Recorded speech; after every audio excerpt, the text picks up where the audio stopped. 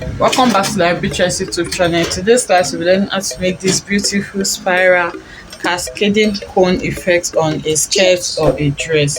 It's a very simple tutorial and it is beginner friendly. If this is what you like to learn, kindly stay till the end of this tutorial. Thank you. To make this cascading effect, let's just analyze it a bit. So you can see that the first two cones looks like they are the largest, and then the other ones are of equal sizes and they are a bit smaller than the first two.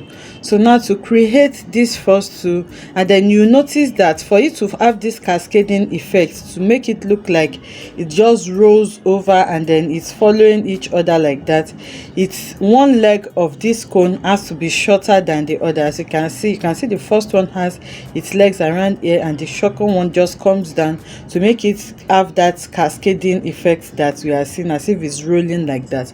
So to create this now, I'm going to be drafting this on the paper, and then I have my paper like this. I'll be folding my paper in a triangular form, like I'm cutting a 90-degree flare.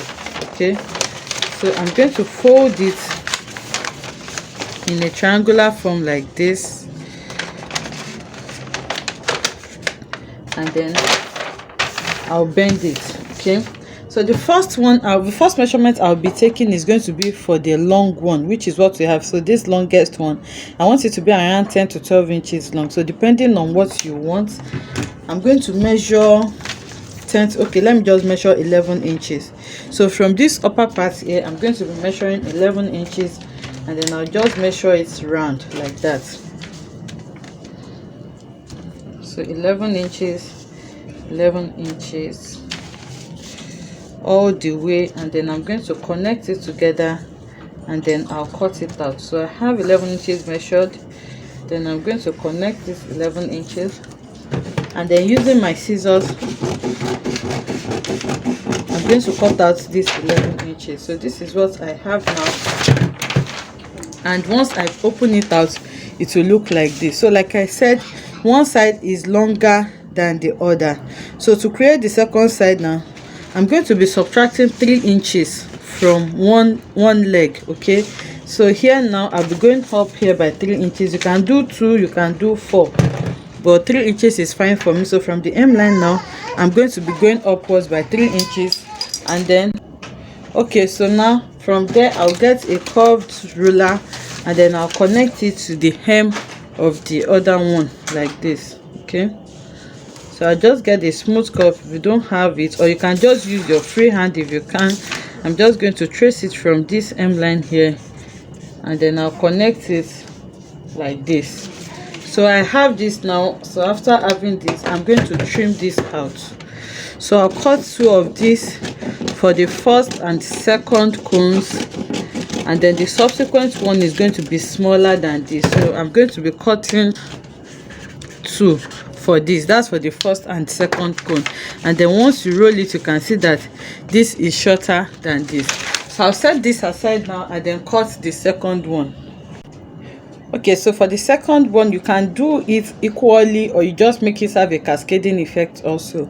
I'll also be doing a cascading effect for this, but it won't be as much as the first one. The first one I subtracted 3 inches. So for this, I will be subtracting maybe 2 or 2.5 inches.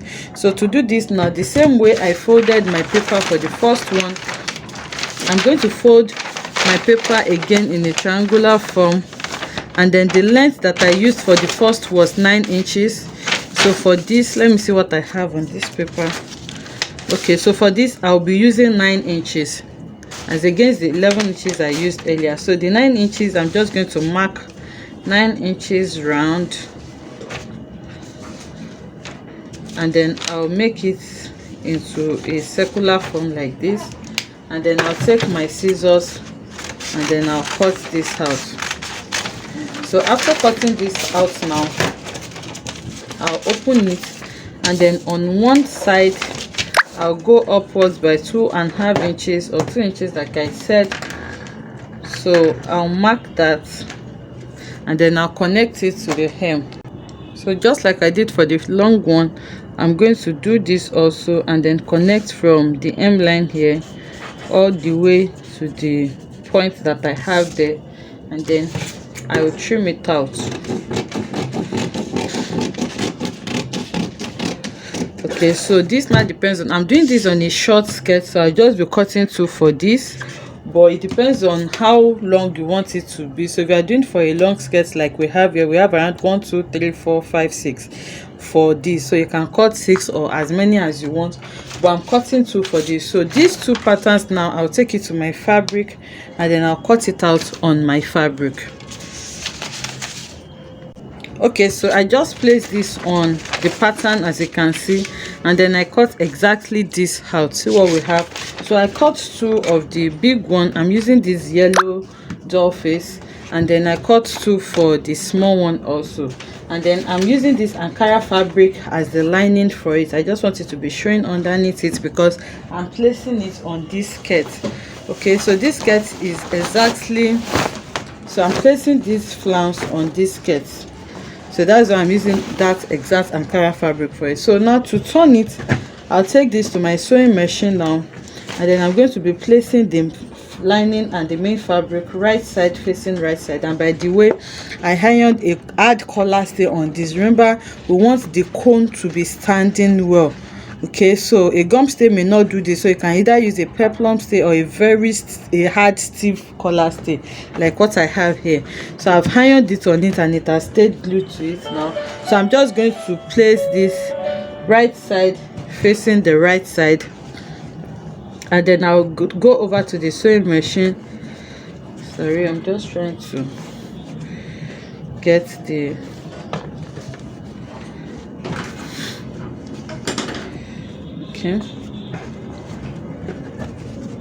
okay, so I'll just place it right side facing right side.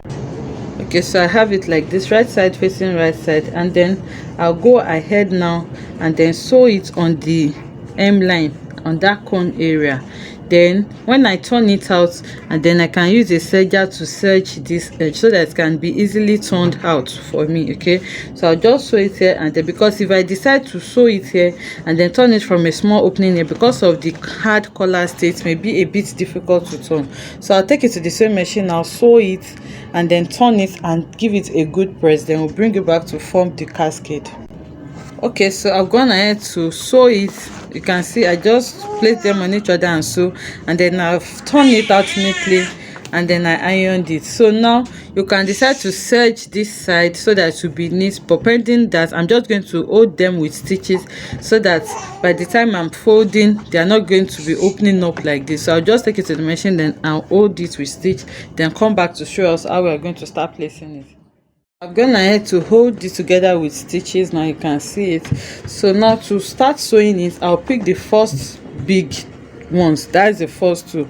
So to fold this now, I'm going to fold this. You can see the one that I'm folding it, the long one is here, and then I'm going to fold it over the short one like this.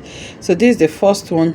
The second one, I'll do the same folding like this, but after folding it like this, I'm going to look for the midpoint of this. So on that midpoint, I'm going to place this on it now, and then I'm going to fold it over like this. So we'll have something like this. See what I have. So like I did, I'll pick the next one, which is the short one.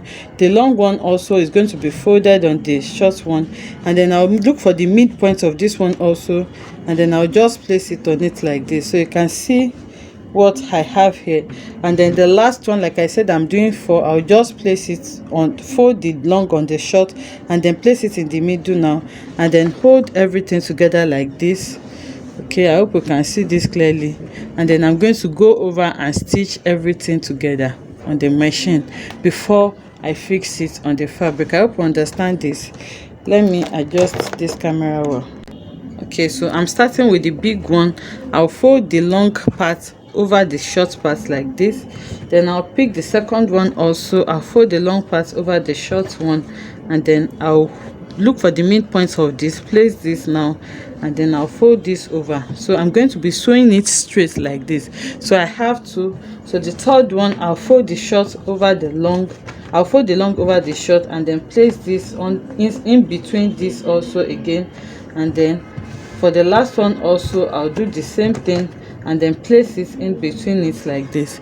So we're going to be having the 4 looking like this. And then I'll go over to the sewing machine now, and then hold everything together with a pin and then sew it straight like this. Okay, so now I've gone ahead to sew it, and you can see what we have.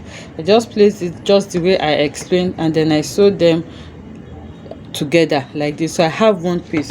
So now the next thing is to bring in my skirt now, and then I'm just going to mark out where I want this design to be on my skirt. Okay, so to do this now, this is my basic skirt, just like you cut out your normal basic skirt. I'm just going to mark out, I want it to be at the edge on this left side of my skirt. So I'm just going to be marking out that line that this is going to follow like this. Once it is marked out like that, I'm going to go ahead now and then place it like this. You can see the way I'm placing it. So this is going to be the front, and I'm sure by now you must have serged this side so that it will be neatly finished. So I'm going to place it like this now, and then I'm going to sew it following this line. So by the time I sew it and then I fold it over like this, you can see the short one is the one that's going to be showing on this side, and then it must have concealed these rough edges for me. So I'll take this to the machine now and then sew like this, and then I'm going to show us how we are going to be tacking it neatly so that it can form that cascade effect for us. Okay, so I've sewn it straight now following the mark that I want to do. So now the next thing now is to, you can see another way you can sew it, if you don't mind this design being on this side. So if you want this place concealed, you can just see the side seam that we have here. You just sew it in a way that it is in between the side seam of the front and the back, so that all these rough edges will be concealed. But I want this design to be a bit in front. That was why I decided to place it where I'm placing it. So now the next thing I'm going to do now is to start forming this cascade effect. So I will just push this to this side now, and then each of these cone, I'm going to be tacking it both sides. So I'll tack one here and then I'll tack one here, and you can see that the cone has opened up for us. So I'm just going to be holding them with pins now. Okay, so what we are trying to do is to open up these cones like this, and to do this I'm going to be tacking it on both sides. So you can see I'll tack it here, and it's going to open up.